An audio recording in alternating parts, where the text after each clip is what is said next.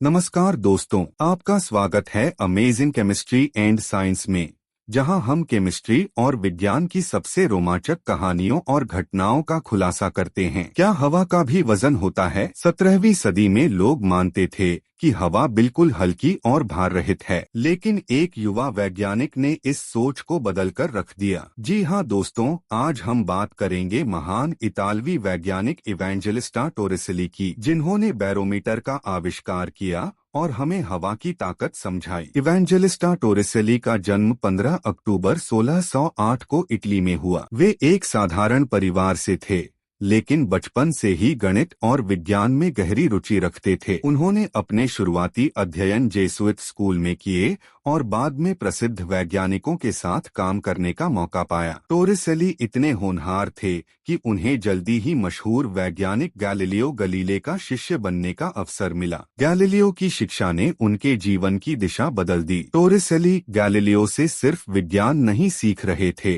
बल्कि उनके अंतिम दिनों में उनके सहायक भी रहे। गैलीलियो के विचारों और उनके प्रयोगों ने टोरिसेली को नई खोजों के लिए प्रेरित किया। गुरुत्वाकर्षण, फ्लूइड मैकेनिक्स और एटमॉस्फेरिक प्रेशर में उनकी रुचि गहराती चली गई। बैरोमीटर का आविष्कार 1643 में टोरिसेली ने एक ऐतिहासिक प्रयोग किया। उन्होंने एक लंबी कांच की ट्यूब ली, उसे पारे, मरकरी से भरा और उसे पानी से भरे बर्तन में उल्टा कर दिया। उन्होंने पाया कि पारा ऊपर नीचे होता है और हमेशा एक निश्चित ऊंचाई पर रुक जाता है। यहीं से उन्होंने निष्कर्ष निकाला कि हवा दबाव डालती है और उसी दबाव की वजह से पारा उस ऊंचाई तक टिकता है। यही था दुनिया का पहला मरकरी बैरोमीटर और इसी से साबित हुआ कि हवा का भी वजन होता है। यह खोज इतनी महत्वपूर्ण थी कि मौसम विज्ञान की पूरी दिशा बदल गई। टोरिसेली ने द्रव गतिकी में भी एक बड़ा योगदान दिया। उन्होंने बताया कि किसी टंकी से पानी किस गति से बाहर निकलेगा। यह नियम आज भी टोरिसेलीज लॉ के नाम से जाना जाता है। इसका सूत्र है V =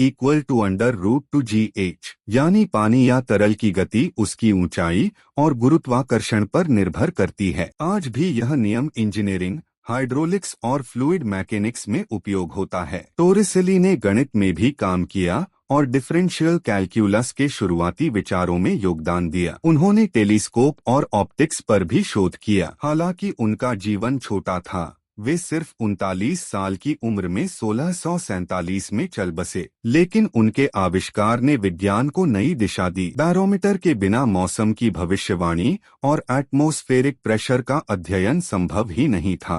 तो दोस्तों, यह थी इवेंजेलिस्टा टोरिसेली की कहानी। एक ऐसा वैज्ञानिक जिसने साबित किया कि हमारे चारों ओर फैली हुई हवा भी एक शक्ति है। उनकी खोज ने हमें मौसम को समझने, विज्ञान को आगे बढ़ाने और तकनीक को विकसित करने में मदद की। अगर आपको यह वीडियो पसंद आया हो तो लाइक और शेयर करें और चैनल को सब्सक्राइब करना मत भूलें।